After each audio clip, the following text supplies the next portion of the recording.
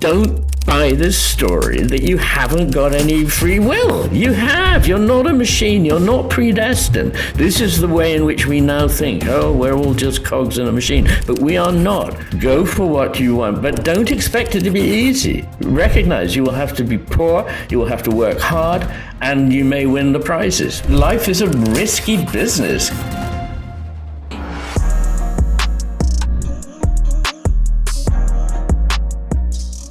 Welcome to Unlock Your Potential.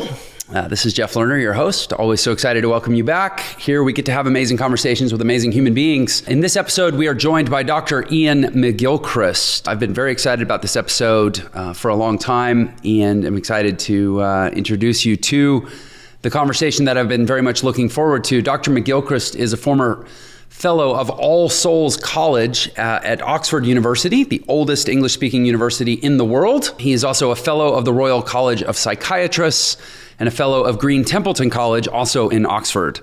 Dr. McGilchrist is committed to the idea that the mind and the brain can be understood only by seeing them in the broadest possible context, that of the whole of our physical and spiritual existence, and of the wider human culture, the culture which helps to mold and in turn is molded by our minds and brains. I think without saying any more, I'm just going to invite you to strap in, get excited about what, for me at least, was a really, really profound conversation that I believe you're going to enjoy and benefit from as well. So without further ado, enjoy my conversation with Dr. Iain McGilchrist. Why did Dr. Iain McGilchrist come on Unlock Your Potential podcast, right? So I want to sort of set us up with that question. And I assume, have you wondered, like, why did this guy reach out to me and want to have me on this show? Yes, I did, rather. I admit that. Yeah. Okay. Well, let me illuminate for everyone. So I first met you, so to speak, on the Jordan Peterson podcast. Okay. And I've listened to that episode at least 3 times now. And I'm a former musician. I don't think one is ever a former musician. I'm a former professional musician. I would say I'm a very serious dilettante musician, but I felt something very fugue-like in your conversation with Dr. Peterson. This interplay of themes sort of reworking themselves and twisting and cavorting together and producing something sort of ephemerally beautiful. And I've just sort of followed an instinct to say, I would like to have this man on my show. And that's really it. Well, there we are. I wonder which conversation that was, because I've had 3 that have been online now with Jordan. It was the one subject. It was the one around the matter of things. Oh, okay. So that'll be the latest one, I guess. Yeah. And I think I did listen to one of the earlier ones as well. Yeah. And so we had a fun interview when Jonathan Rowson, who ran the Social Brain Project at the Royal Society of Arts in London, just said to me, I don't suppose you happen to be in London on this particular date because Jordan Peterson's coming to speak and it would be good for you to meet. And I just happened to be in London. So I went. I'd never read anything of his. I'd seen a couple of podcasts. He'd never read anything of mine. He'd seen a podcast or 2. And we just sat down and we had half an hour before he had to catch a plane to France. And we just went shoot like that. And we had a half-hour interview, which I really enjoyed because the ideas were just zinging backwards and forwards. It's much shorter than the other 2 that we've done, which were more planned. But anyway, I think it had its own kind of life, really. Yeah. Well, yeah, it's like, so it's, I know you're a serious student of classical music. It reminds me of some of the magic that can happen in shorter form pieces. I think of like, even like Beethoven's bagatelles or even some, like Chopin nocturnes where it's a very limited window of time and you kind of have to cram all the magic in and it can be really wonderful. Yeah, that's a good way of looking at it. So, subsequent to saying, I reached out to Bo, who books the show and helps me with a lot of business development for the show. And I said, I'd really like to, I don't know how one's, do we send a carrier pigeon to Isle of Skye or whatnot, but however we reached Dr. McGilchrist, I would really love to have him on the show. And then you said yes. And then the real machinations began. And I'll tell you why I've been so excited about this. It's funny, like, and I think you'll take this in the spirit in which I intend it. I record typically at least 1 or 2 episodes a week for the show. And there's a number of people around me that are involved in the show. And some of the people around me have commented, they're like, Jeff, I've really never seen you like this about a guest. You seem, you seem like you're probably like you're having The Rock come on your show or Michael Jordan come on your show. And I mean, take that for what it's worth. And what the reason is because I think I'm taking this, and I'm not trying to put too much pressure on us here, but I'm taking this as an opportunity to take a step in the direction of what here I am 250 episodes deep into this show, and I'm finally going to declare to my audience and even to myself what it is that I'm really after here with this show. And I would sum it up as simply a philosophy of entrepreneurialism. That I believe there is, and I know we align in this regard, having read, I've read most of the Master and His Emissary and a bit of The Matter of Things. So that's my exposure to your work, which, as you know, most of the former and some of the latter, that equates to, 30 hours of listening. They're very comprehensive books. But, I know from that we align in this regard, that there is I'm going to use the term non-medically. There's almost seems to be like a schizophrenia in the world today that I would describe as like a disjointedness of thoughts, a crisis of existence, a despondence of feeling, a sort of a tragic veering off of, the human experience. And it manifests through conflict, through aggression, through fear, through all this stuff that we can experience so readily anytime we log onto a social media platform. And I, perhaps by projection of my own life experience, have arrived at sort of this belief system around entrepreneurialism as a sort of a cure-all for much of what ails us as a society. And if I think if my work is trying to do something, it's to bring entrepreneurialism, which I even use that term distinct from entrepreneurship, as the practice or the application of entrepreneurial thought or ideas. But the thought itself and the ideas themselves, I believe, have a more holistic opportunity or give us a more holistic opportunity for healing of a lot of what ails us as a society. And that, I think, naming that and claiming that and trying to pull entrepreneurship out of what it's become, which is a sort of, to use some of your term, I think we have left-brained the concept of entrepreneurship to the point of, reductionist materialism, where when people think of becoming entrepreneurs, what they really think about, they sort of map themselves against the Silicon Valley avatar of a young, cool billionaire who can get any girl he wants or any guy she wants and drive any car and be on the cover of a magazine and be a significant figure in culture now.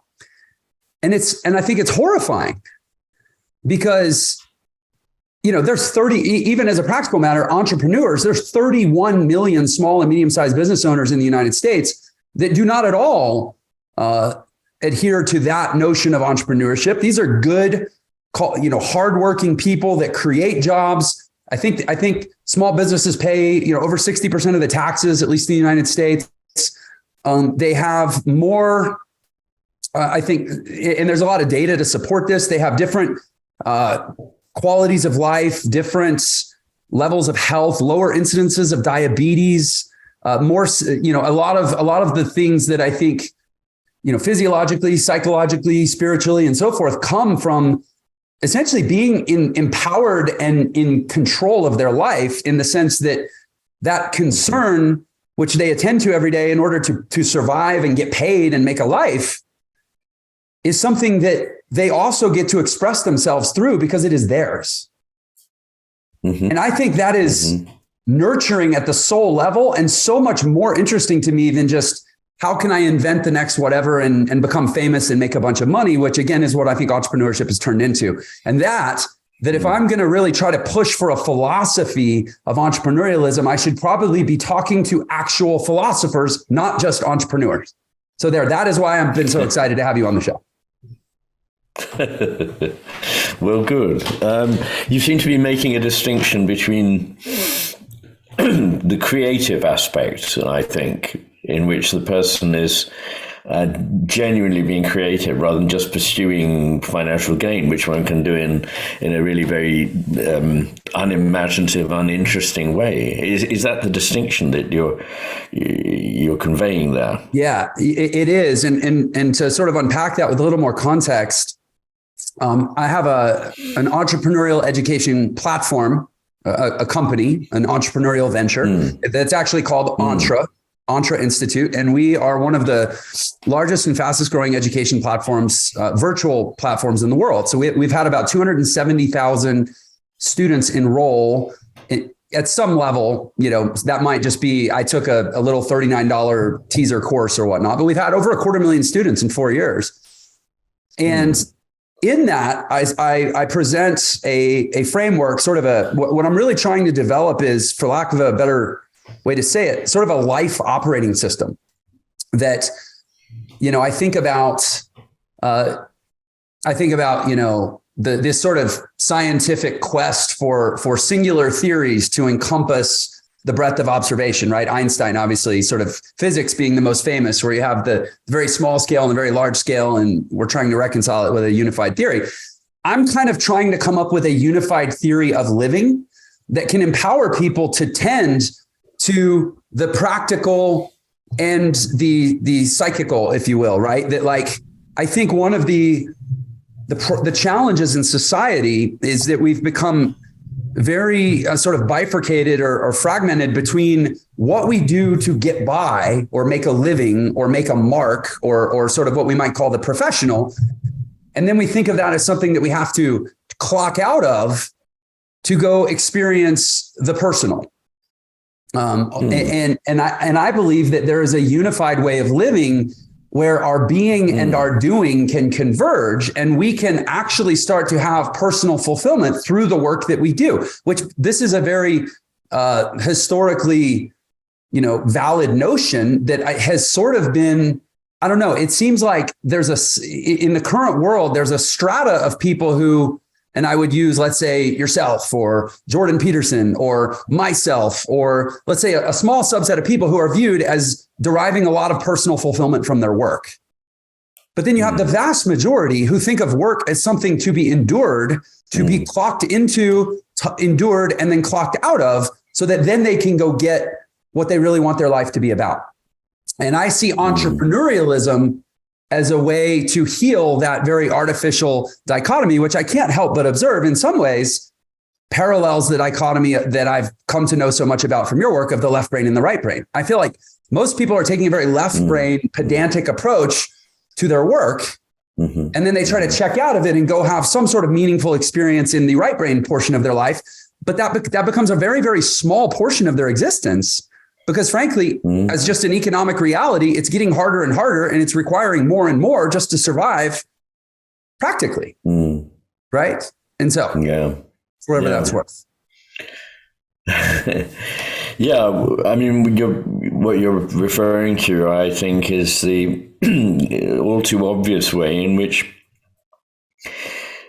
work has become less fulfilling, more mechanical.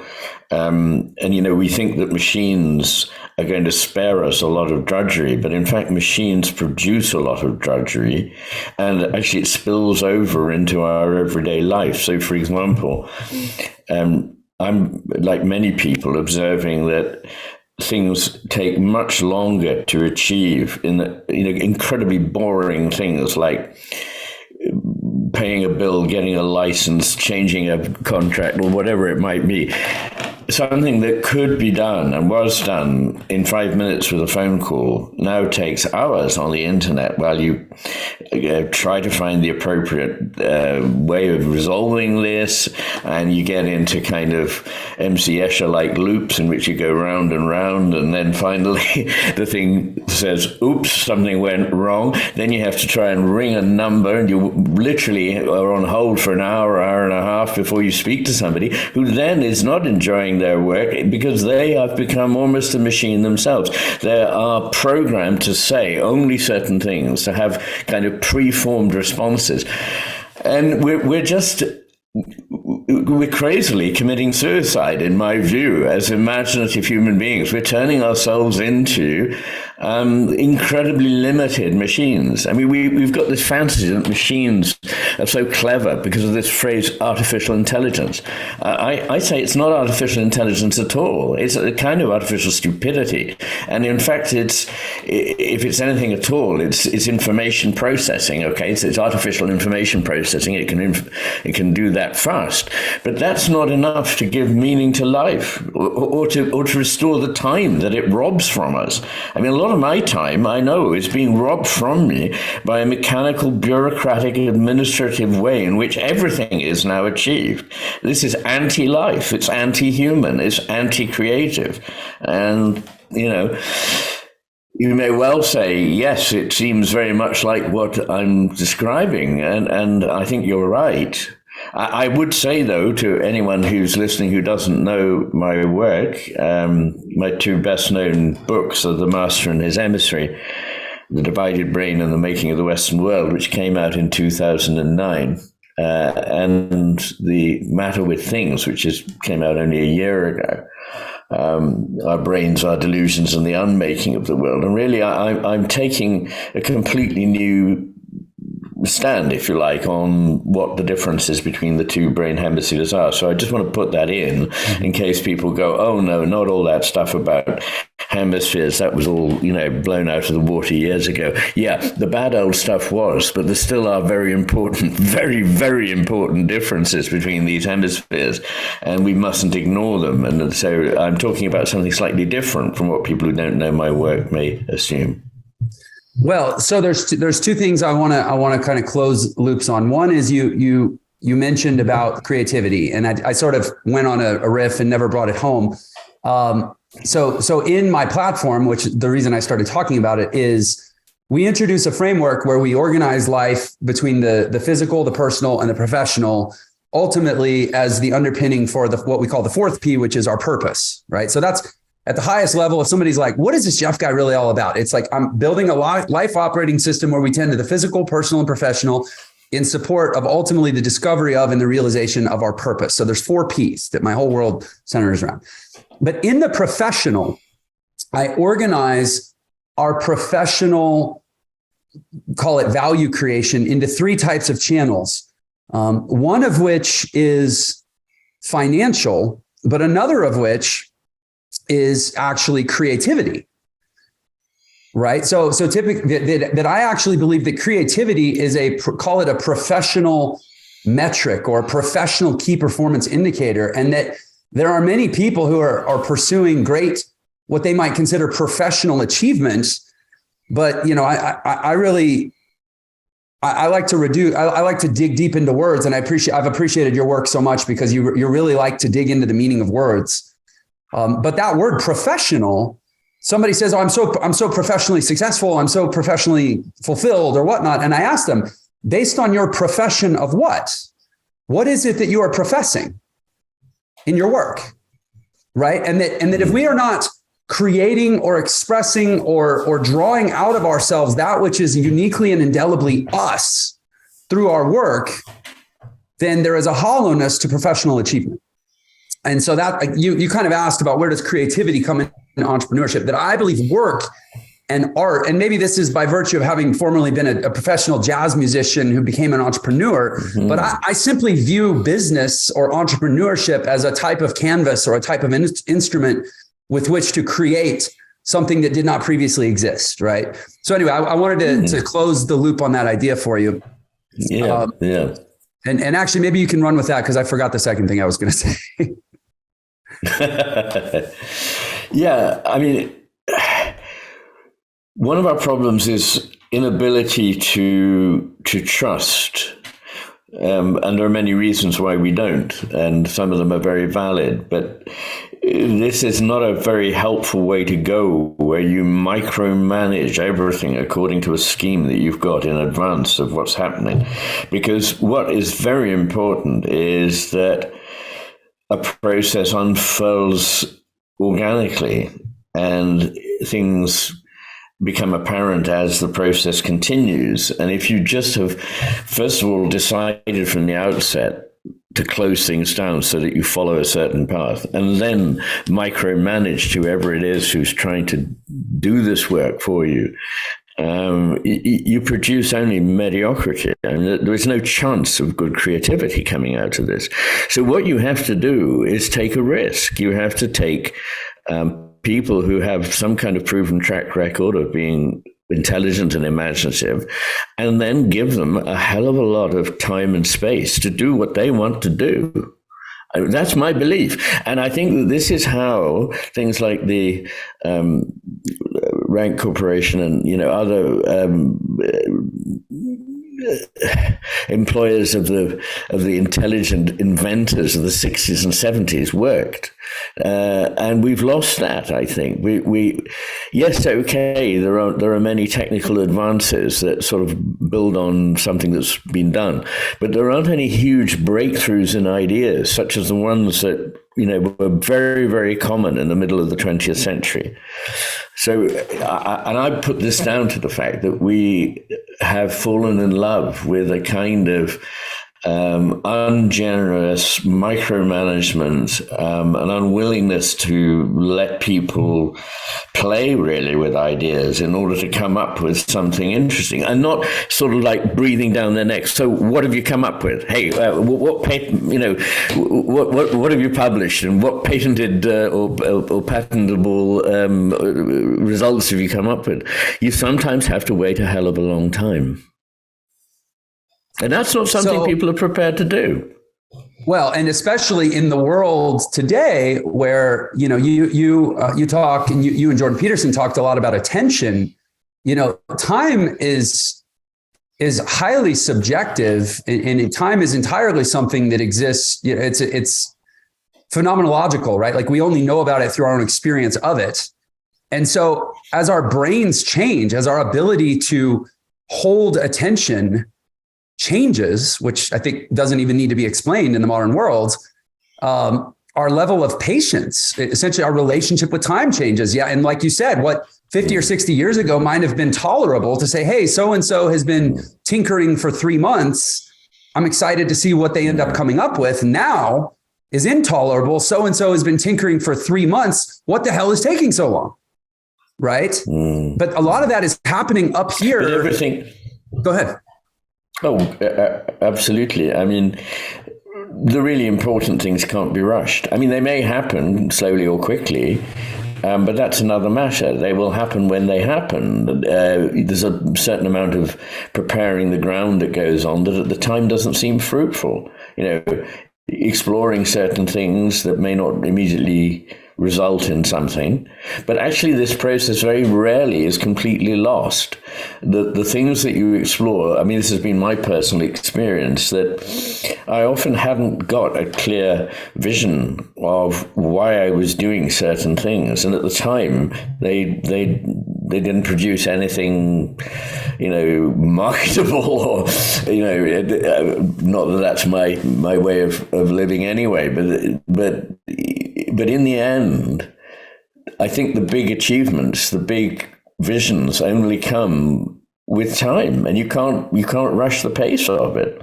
So you really can choose. You can choose to want this now, and direct it and micromanage it, and you will never, not even once, get anything worthwhile. You'll only get the mediocre. You can get as much mediocrity as you like, and maybe your interest is in marketing mediocrity, in which case, good luck, and I hope it makes you happy. But really, what you're talking about, it seems to me, is that we need freedom to be able to think in unusual ways, to be able to bring together and make connections between things that are not normally connected. This is how many of the greatest discoveries in mathematics and science were made, as I detail many of the cases in The Matter with Things.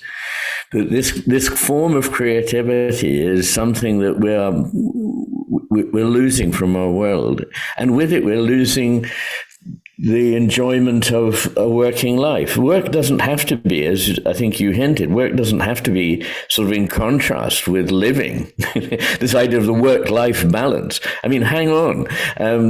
Work is something that should be enjoyable, but it's not going to be enjoyable if you're treated simply as a cog in a machine. I mean, you're never going to enjoy it. So I want to sort of break the fourth wall here and say to anybody listening, I think at this point, this show has attracted a variety of different audiences, but still primarily, I would say it's entrepreneurial. It's an aspirational entrepreneurial audience, meaning they're either looking to become an entrepreneur or an entrepreneur looking to thrive or grow that enterprise, whatnot, and develop as entrepreneurs. So I want to say to everybody listening that I think a lot of what Dr. McGilchrist just said is, even if it's not maybe immediately obvious, is truly a masterclass along multiple dimensions of business or commercial leadership, in terms of how you lead your own team and also how you try to experientialize your product or service for your customers. And then in my unique case, perhaps how you teach people about entrepreneurship. And in all three of those facets, what I mean is the tyranny of immediate expectations.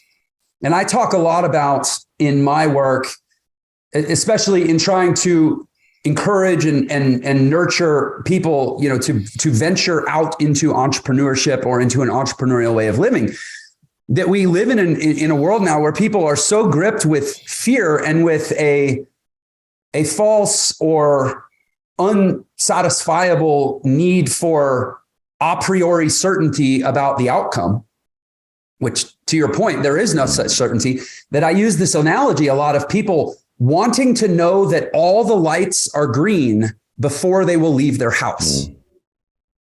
Yes. If I could cure anything in society, it would be this.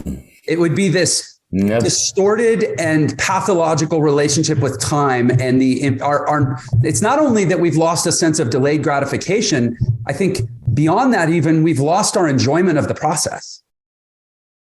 Well, that's a very good point, that we need to be focusing as much on the process itself as on the outcome. The outcome will always be unknown. At least the exciting thing is that it will be unknown. If it's already known, it's not interesting, frankly. It's that encounter with the unknown. And so it's ludicrous to focus only on that. You need to focus on the process and wait until whatever it is happens. And what's more, you can't actually force that process. Nobody ever sat down and said, I am now going to write a great poem. I mean, they'll write some kind of perfectly acceptable scribble, but it's not going to be a great poem because they said they were going to sit down and write it. And as a musician, that you can't, these things, they have a bit of a life of their own. They're an encounter. We come to encounter something, and we will never encounter it if we're always enclosed in our own schema of how this is going to be achieved and what it's going to look like when it arrives. We've got to be open to the unknown, and that's scary for people nowadays. Uncertainty. We live in a society which is pathologically averse to risk. But life is a ridiculously risky business. I mean, it ends in death. This is a risky thing. And, and it does for everybody, by the way. Mm-hmm. So it doesn't matter how much you play safe. There is risk there. And it's the risks that you take, not stupid, blind risks, but risks that have something about them that speaks to you. This looks interesting. This looks like it's worth exploring. I can't altogether say exactly why at the moment. And often what one is dealing with there is something that it can only be known at an intuitive level to begin with. And it will become more overt. What is latent, what is implicit, will become more overt and more explicit over the course of time. Or it won't. I mean, we can't get away from that fact. It may or it may not. But as I say, we haven't got the luxury of waiting, as you put it, until all the lights are green and we know what everything's going to be before we start, because that way nothing new, nothing interesting is ever going to happen. And in science, one of the worst things now is that people will only get a grant if they can more or less say what it is they expect to find. And the interesting thing is that scientific experimentation often finds something else. It either doesn't demonstrate what it was setting out to prove, but that is itself important. Negative experiments are just as important as positive experiments. They change our thinking about this. So, we mustn't always think that we can, produce the sort of thing that we've got in mind before we start. We have to keep an open mind. So, two elements I want to hone in on from what you just said. One is this idea of pathological risk aversion, which thank you for applying that label to it, because I heartily agree that our risk aversion has actually become our greatest systemic risk, both individually and collectively. In fact, actually, let's start there. So let's hone in on risk. And actually, it's interesting. I'm going to sort of map this to the master and his emissary, which I'll just say this. I'm going to record an intro after we're done talking that will frame you and your work and your books. But I'm just going to interject on the fly here to anybody listening. Like, if you pick up one of Dr. McGilchrist's books, you might immediately be struck with two observations. One is, this is very large and long, and it will take a lot of time to get through. And the other is, perhaps, how does this apply to my life?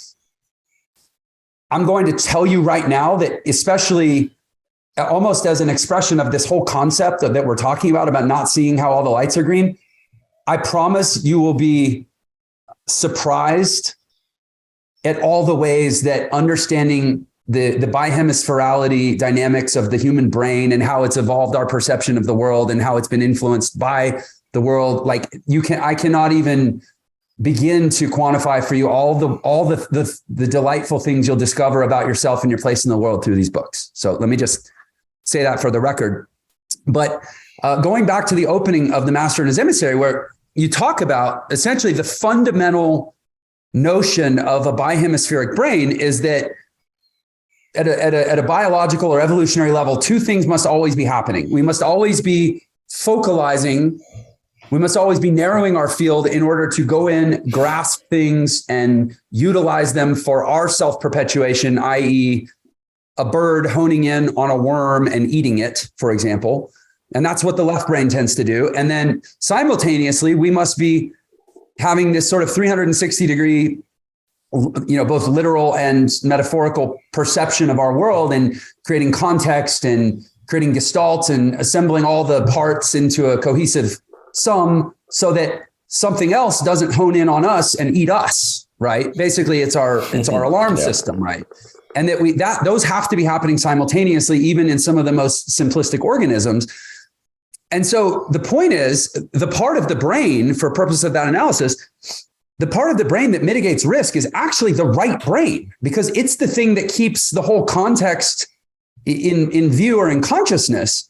And yet I feel like society now has gotten so left brain, so granular, so myopic in our attempts to escape risk or to overcome risk, that we're actually setting ourselves up for the greatest risk of all, which is losing the greater context.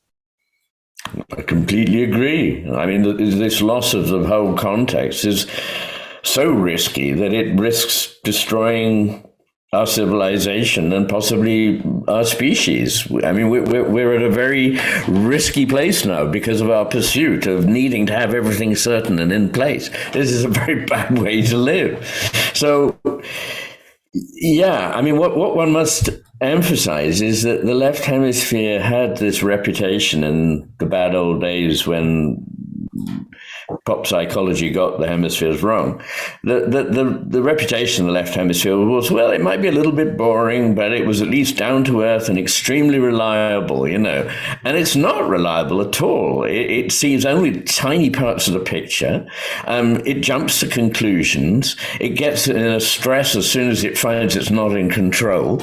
It is aggressive. It's angry. It's upset. It's not unemotional. It's unintelligent. I mean, literally less intelligent than the right hemisphere, both cognitively and emotionally and socially.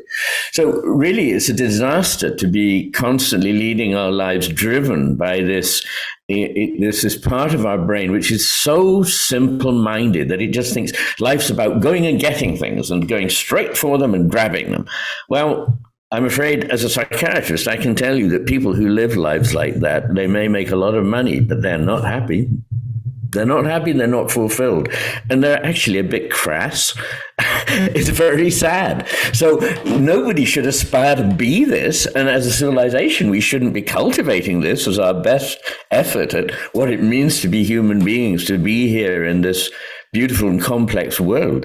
We should be thinking about it in a completely different way. And my work has been nothing less than an attempt to take people from the world that they inhabit and that they may not have been able to question fully, although deep in their hearts they may have thought, this is not right, there's something wrong with this, I don't really believe all this stuff that people are saying, but nonetheless I can't see how to break out of it or how to find out what's wrong with it. I'm trying to take them by the hand and show them a wholly different world, a living world, a complex world, a beautiful world, a subtle world, not this heap of material, this reductionist idea that it's all just bits of matter that mean nothing, randomly colliding with other bits of matter in a universe that has no purpose and no structure.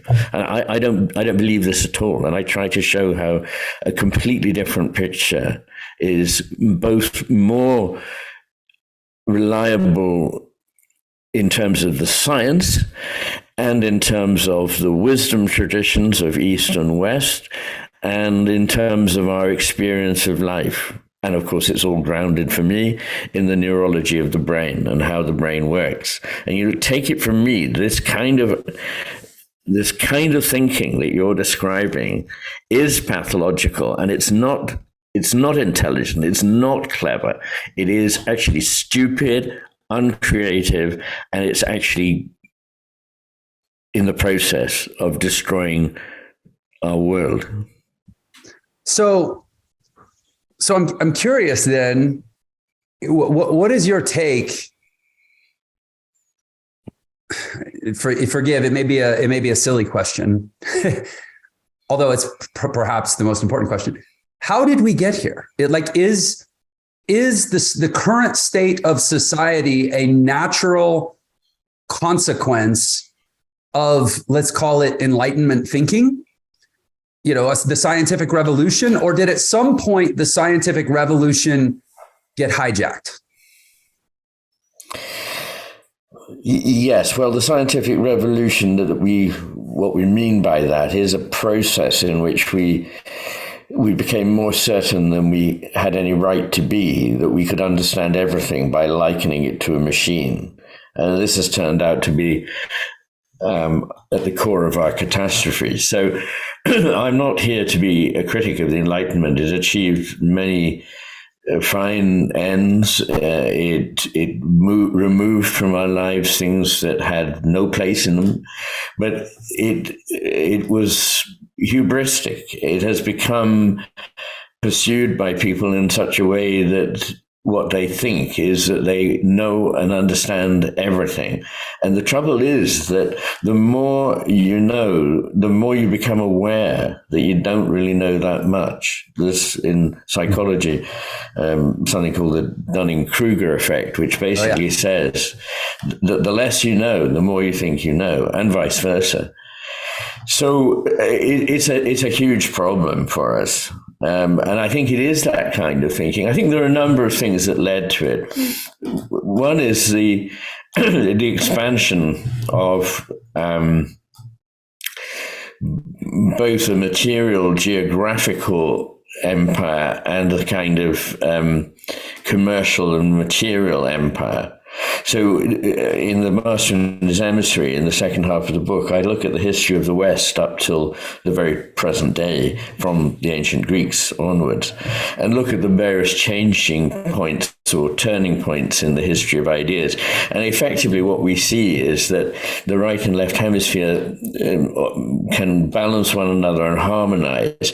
But at a certain point in the history of a civilization, the left hemisphere, although knowing much less than the right hemisphere, starts to dominate. Its message is simple, it's conveyable easily in words, and it makes people seem powerful. And so it's addictive. But as the Greeks pointed out, the whole of the wonderful work of Greek tragedy is to show that hubris, when you believe you are as great as the gods and you know the answers to all the questions, comes before a downfall. That is what tragedy is. Tragedy is when human beings think they know it all. And I'm afraid we're in that world right now. You hear it from many people, including some of the most vocal voices in science, who really ought to know a hell of a lot better, because in science, the more we discover, the more we realize how much we need to discover.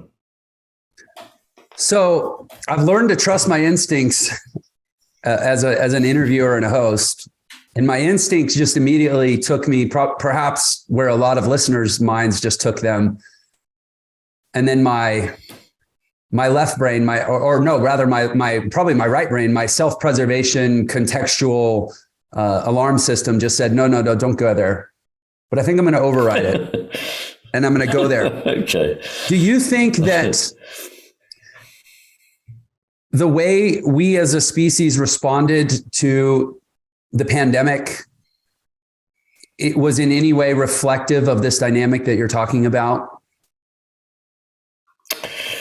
Well, I mean, the key phrase there is "in any way," and I'm sure that it does. I gave you a lot of room to maneuver there. So you gave me a lot of maneuvering room. That's true.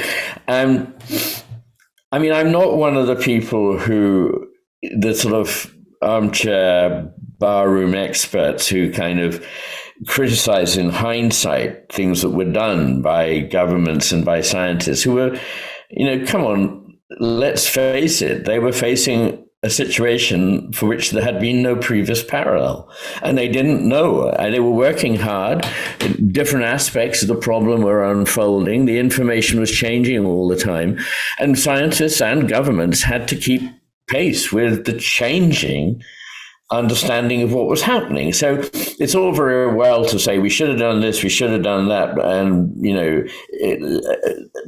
I'm a great believer that mainly in life, it's cock-ups, not conspiracies. I mean, there's some people who think it's all conspiracies, but I think it's largely cock-ups. And mainly we had a lot of cock-ups during right. The evolution of our ideas, both scientific and political, about how to handle that pandemic. Well, then we can back out of the pandemic conversation, but I think still very much apply your position to the larger questions of life, which is cock-ups, as you put them. What a delightful term, by the way. British English. I'm sorry. Yeah, no, I love it. I mean, just so you know, my wife and I have recently gotten upset. Like in the last year, we've been obsessed with British television shows. So whether it's Poldark or The Crown, I feel like I've been spending as much time in your world as mine. But to some degree, cock-ups or boondoggles or call them even just accidents, they are predetermined by the conditions in which they occur, and that this excessively left-brained or need to control or need to simplistically lock into sound bites and, sort of this polarized way of being and thinking in the world that is, the environment in which we find ourselves. It is a great environment in which to make a lot of grand scale catastrophes as a species. That's a fair point. And nobody's a greater opponent of the black and white way in which all things these days are discussed, particularly on social media, than I am. I mean, I think this is, again, one of the absolutely core errors of our thinking. And again, it's a typical manifestation of the left hemisphere. It literally doesn't understand the complexities, the things that are implicit rather than wholly explicit. It doesn't understand the possibility that two things that look like opposites may coexist, and they may actually give life to one another. And sometimes one has to harmonize two things. It's no good just thinking, well, this is good, and therefore everything else is, its opposite is necessarily bad. Its opposite may have some good, and the thing that you think is so good may have its dark side as well. I mean, this is a major insight of Jung's, but it's also thousands of years old, that things and their opposites coincide. So the idea that we should think in these cut and dried black and white terms is a huge mistake, and it's another left hemisphere typical maneuver. But what I think one could say is that in responding to it, I wouldn't say that in the initial phases, when we really weren't sure what we were facing, and that projected, millions and millions of people were going to be dying of this disease, I think it's hard to criticize any reaction that people had in the face of such an overwhelming and unknown potential threat. But what I think is worrying is the way in which we allowed government to make a huge step forward in intruding in our personal lives. And I'm talking here about all this business of, what we called in Britain the pingdemic, of people sort of being tracked everywhere in their movements and being alerted to the fact that they might have been in proximity to another person who had COVID. I mean, this was a fantasy of the left hemisphere's doing, trying to control, trying to make certain, and in the process, making huge inroads into human dignity, personal privacy, and so on, and subjecting us to a kind of universal surveillance. So on that point, I'm absolutely sure that it reflects what I believe to be the drive of the left hemisphere towards increasing control and power. So the left hemisphere, I suppose one... And again, I'm trying to be sensitive to much of the audience, perhaps, who hasn't read the book. But again, when we say left hemisphere, we're talking the sort of the narrowing of field of focus and vision and even thought and idea. And also, I think the shortening of time horizon, right? Where the left brain is really focused on like getting food now, let's say, because I'm hungry. Yeah. To some degree, the bias toward left hemisphere thinking, or the dominance of the left brain, would theoretically increase the more desperate one's circumstances are, because there's an urgency to solving whatever it is that has us feeling desperate. And so I'm curious, you mentioned that there's this sort of cycle that civilizations go through where, I guess on the backside of the curve, they become more left brain dominant. I just read Ray Dalio's book, Principles for Dealing with a Changing New World Order, that looks at macroeconomic cycles and makes a very objective and I think non-emotional argument that the Western world, particularly America, is on the backside of our civilizational cycle. Meanwhile, we have China on the ascendancy. And which, by the way, is a great reflection on long-term thinking, because Chinese structurally and politically, they think in much longer time intervals than we do. But I wonder, do you think that part of this emergence of left brain dominant behavior, and I'm going to use behavior, not just thought, because it's how it gets operationalized that really matters. Do you think that is in some way reflective of us in the Western world having a general sense that we're on the decline and there's a little bit of a desperation kicking in? It's a good point. Fear intensifies kind of local thinking. It tightens the focus, and which is why when you're under pressure, you're not necessarily your most creative, because it narrows the window of attention. And it literally does this at the level of brain networks, so that the left hemisphere is so structured, actually, that it has more sort of locally focused areas, whereas the right hemisphere has enormous amounts of interrelationship between all parts of that hemisphere. And it's generally much easier using the right hemisphere to unlock a sort of mental spasm in which one's got focused on one particular thing and can't let go of it. So you're right that when people become fearful, anxious, they don't work intelligently or at their best. However, that's not the same thing as saying that if they're excited and they have a certain sense of adrenaline, then that can motivate to new ideas and is entirely productive. But you're talking about a whole civilization, and I think there are a load of things that cause these cycles. I mean, one is simply that they are very effective at building empires. And, empires, it's hard to say about a country or a civilization. Don't seek to broaden and take in and dominate other markets, other worlds, other peoples, because there is this sort of natural expansion. Well, we could do this and we can improve this and we can draw further people and further areas of production under this one same umbrella. This is addictive, of course, because you become richer, you become more powerful. But the trouble is that it also, in the end, is spelling disaster, because it's making you less creative, less imaginative, less satisfied, less perceptive. In the beginning of the book, of The Matter with Things, there's about 400 pages in which I look at I think over 5,600 pieces of scientific research. I'm aiming there to be pretty comprehensive. I don't think anybody else has looked at these issues of brain hemisphere differences in anything like this degree of depth. And what I'm saying there and showing and demonstrating is that the left hemisphere is not as good as the right hemisphere at attending, perceiving, forming judgments about what's going on, understanding things both emotionally and cognitively and socially. And it's not as creative. It's only good at grabbing.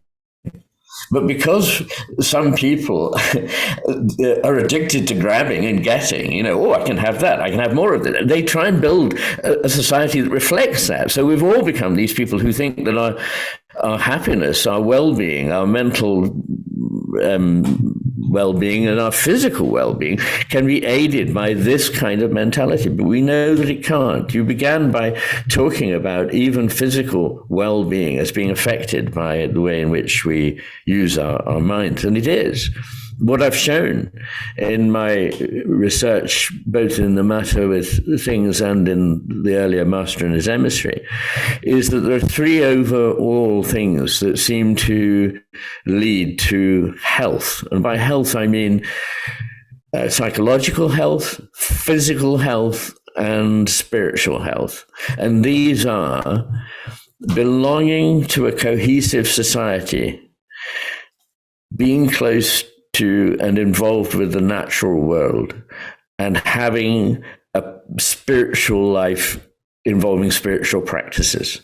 These three things have been shown by a massive research to make people obviously less vulnerable to psychological distress, more resilient, cognitively more functional, and actually improve their physical health. These things are as valuable as stopping smoking, going to the gym, taking tablets to reduce your blood pressure. The effects are overwhelming, and they're catalogued in those two books. Can we restate them quickly? It was belonging to a cohesive society, having some connection to nature, I believe. And what was the third? Yes. The third was, having a spiritual element in your life, having spiritual beliefs and spiritual practices involved in your life. I mean, of course, if you do these things only because you think it'll help you be a more effective entrepreneur, then you vitiate the whole point of them, because they won't work. They only work when you espouse them because they are in themselves good and true and beautiful. We've lost track of these important values. We have only the value of utility, of pleasure. And we seem to have lost these important values of the beautiful, the good, the true, and the sacred. And it's these things that make a difference. And, you may say, well, that's all very well. It's a bit airy-fairy, but I just really, I've got this company, I want it to work. But when you're approaching death, what is it you want out of your life? To have been fulfilled as a human being, to have been happy, to have been healthy, to have been imaginatively stimulated, to have helped other people, to have been involved with their lives, to feel belonging in the world, belonging in a society, belonging in nature, or just to have utilized it all, exploited people, exploited resources, as we say, and helped leave a trail of destruction behind you. I just like everyone to think about that one. Well, I'll tell you, one of the defining moments of my life, at least intellectually, that has had a massive ripple effect was, and again, I talked about how I have this love of etymology and semantics. I'm sort of I guess call me a word nerd. But one thing that really shifted me was I happened one day to look up the origin of the word fulfillment. And it comes from an Old English word, fulfillon, which has sort of a various connotations, but one of the strongest is that of prophecy. That fulfillon is essentially a manifestation of that which has been prophesied. And that in that sense, to put it bluntly, in order to be fulfilled, we need to do what we were created to do. We need to do what the prophecy foretold. There shall be man, and man shall do this. And if man does this, man will be fulfilled, right? And so I think that a lot of what must be happening in society is a diminution or with some people, it seems an outright cessation of the asking of why. Why am I here? Why am I doing this? Why is this what's getting my attention versus something else? But the reality is, why is a very right brain question. It certainly is. The questions why and how are particularly important to the right hemisphere. How, in the sense of in what way. So, but I completely agree. I feel that the problem is that, you started by referring to the idea that people are unhappy, dissatisfied, unfulfilled. Why? Because we haven't the foggiest idea what we're doing here, what a human being is, or what our lives are for. We think of them only as to do with fulfilling certain material needs, amassing a certain amount of stuff, competing with other people. But there's a hell of a lot more to life than that. And in a functioning society, we would begin by bringing our children up in such a way that they understood that there is so much more that they're blinded to by this kind of rhetoric and this way of thinking. So I feel very sorry for people who are stuck in this world. They probably think they're doing incredibly well because they're making a lot of money. But listen, look at the face of Putin, Does he look a happy man? But he has power over the life and death of millions of people, unfortunately. And he also possesses the most expensive lavatory paper dispenser in the world. No, isn't that going to make you really happy? No, it is not. I mean, the number of people that I've seen who, have everything in inverted commas, but basically have got nothing because they've squandered, they've given away their birthright, they've sold their souls, to use a biblical phrase, they've sold their souls. And there is nothing more valuable you have than your soul. So nurture it, help it to grow. So what do you say then to the person? Because I think we have to acknowledge, that most people are subject to their environment much more than they're in control of it. no matter how conscientious and proactively we try to live, right? Like we're the worm, right? And so, somebody might say, well, Jeff is financially successful and he doesn't have these, more pedestrian concerns. And Dr. McGilchrist is, has been able to create a life for himself where he has the luxury to sit on the Isle of Skye and walk around and contemplate. And, even coming out of the university system, that's a system that tries to create forgive the term, but almost an artificial insularity or bubble around you in which you can do your creative work and not be burdened with the, pedestrian world. But most people don't have either of those going for them. Right. And they're, in terms of Maslow's hierarchy, they're much more anchored into the bottom 3 levels, let's say. And so practically, again, maybe this is my left brain asking on behalf of the left brains of the audience. Practically, how does somebody start to actionalize a shift toward a more cohesive and fulfilling way of being in the world when they're still operating inside of a context that feels most of the time like they're at the red line of need or urgency or just mere survival? Well, the first thing to say is that we're not as powerless as you projected when you started. Thank you. I hope everybody heard that. No, it's true. And we make choices. You say, and I know you're speaking for, as it were, this imagined person who says Dr. McGilchrist has the luxury of living on Skye. There are choices to be made. And, I chose a lot of things that people wouldn't like. It's hard here. It's cold a lot of the year. It's remote. There aren't all the shops. I can't get takeaway.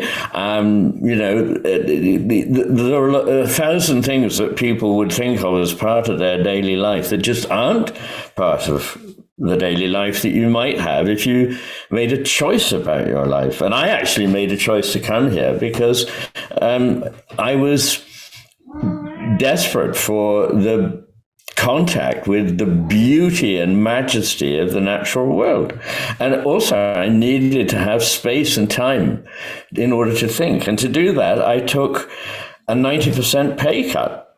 I mean, when I came to live here, I stopped working as a doctor, and I basically earned next to nothing.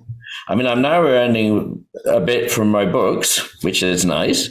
But you also, the idea of, the ivory tower where you're nurtured and you can be creative, there's some truth in that I was very lucky to have a period when I was given a fellowship which allowed me to expand my intellectual horizons.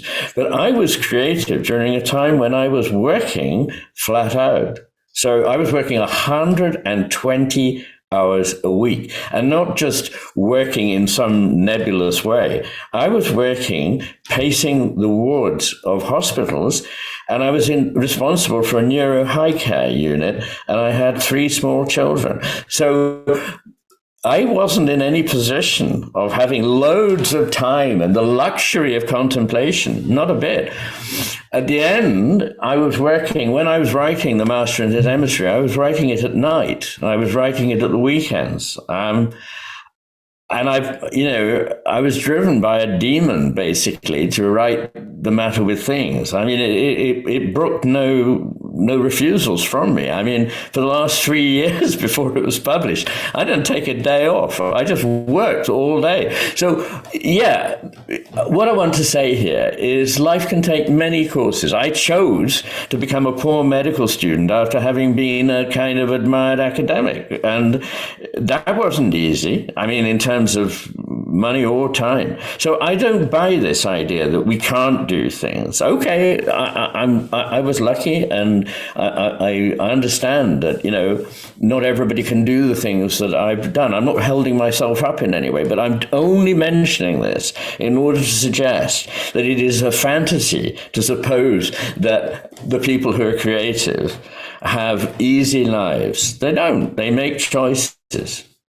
They make the choices that allow them to be the person they want to be. And we can all do that. And it may involve starting again. You know, at the age of 28, having got one of the most prestigious, sorry, I have to say this, awards in the academic world, an entire academic world, I went back to being a student, you know, like an 18-year-old student at high school, learning chemistry and things and having no income. I mean, you have to make choices. In the end, of course, I got where I wanted to be. I became a doctor, and, you know, but life has its ups and downs. It has its frantically busy times. I mean, there was 9 years of my life when my brain was put through a blender, it felt like, you know, because at home there were children everywhere.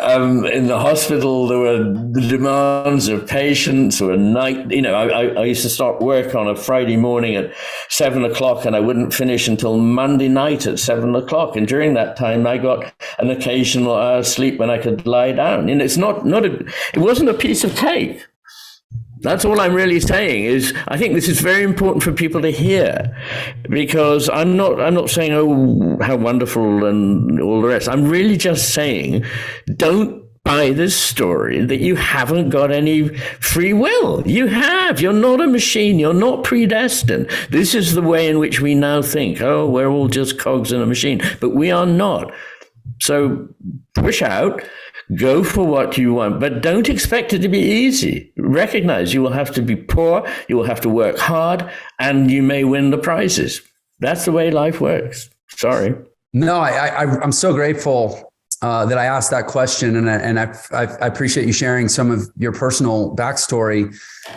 You know, I have a theory that, you know, I suppose like all scientific theories, it's always open to question. But I also think that, like, let's say the theory, like for me, it's about as true as the theory of gravity. Like I say theory in the sense that like I'm I've yet to be challenged, let's say, that worrying about other people's opinions and the weight which we give other people's opinions is the greatest ball and chain that most people drag around. It is the greatest constriction of human potential.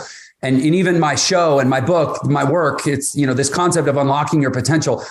I mean, you boil the water out of the pan, there's a few little crumbs in there. And one of them is, thou shalt give no F what other people think.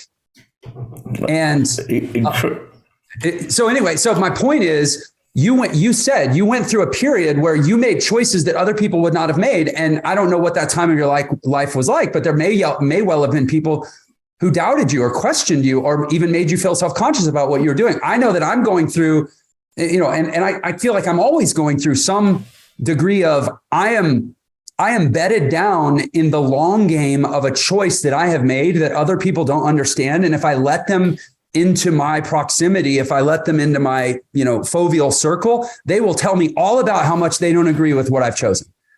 And so I've decided that pretty much one of the keys to success is to do a vast amount of saying no to things and people. And that, but we've kind of lost that ability because it's a chicken and egg thing, where in a world where we care so much what people think badly of us when we say no to caring what they think, and we don't, and then we can't, and then we die with regret. There's a huge amount in that. I absolutely would second your view that caring too much about what other people think is a huge mistake. What I want to get away from, though, because I was also going to say, is taking other people's advice is sometimes also a big mistake. But I want to get away. What I want to distance myself from at the same time is saying that we shouldn't care about other people and their views. We should just be independent enough to go, that's fine. They think that, but I think I'm going to do this. So it's good to listen. It's good to understand. It's good to respect others, but then you make your own decisions. And I've done that a lot in my life. And you're absolutely right. A lot of people said, that's a very bold move. Well, gosh, I mean, you know, and that has been the story of my life. People saying that. I've never regretted any of the decisions I've made. Well, hardly any. Let's put it that way. But I mean, on the whole, I've also discovered that in life, going to the experts is not necessarily the best way to understand something. Of course, you'd be an idiot to suppose that you can dispense with other people's knowledge about something. Listen to what they have to say. But if you can see a very good reason why that might not be the full story, then don't feel bad about rejecting it. The number of times where I have gone to an expert, and in the end, I've had to say to the expert, but what if we did this? And they would go, yeah, okay, that's a good idea. And I was thinking, yeah, I'm paying you, a couple of £100 an hour for coming up with the ideas. But really, in the end, I've often taken my own advice, and I've been lucky, I guess, because on the whole, it's worked. It has its hairy side, but it also has its life-enhancing side. Well, and there we are. Yeah, but what contrasted with what? This is what I ask people, I challenge people on is, yes, there is risk. Yes, there is uncertainty. Yes, there is possible disaster, but contrasted with what? With the futility, the emptiness of a mechanized reactive existence that you talk about certainty. A lot of people, we can sort of empirically assess their lives, and you say, you want certainty? I will give you a certainty of regret based on the number of times that you resist your own impulses to make a different choice because you know something's amiss. You're creating certainty. It's just the opposite of the certainty that you want. That's really what I've been saying, is that if we choose to aim for certainty, we will produce only one certainty, which is mediocrity, failure, boredom, and in fact, a non-life. I mean, I think a lot of people are choosing not to live before they die. Come on, we've got to live. And life is a risky business, guys. This is okay. I mean, so I feel like for the second time in my life, I just heard somebody from Scotland proclaim, every man dies, but not every man truly lives. That was William Wallace in Braveheart. But it's true. Right. It's true. Oh, it is true. Thank you. I've overkept your committed stay, and I'm so grateful. I got a little carried away because, as I said earlier, I've been so excited to have this conversation.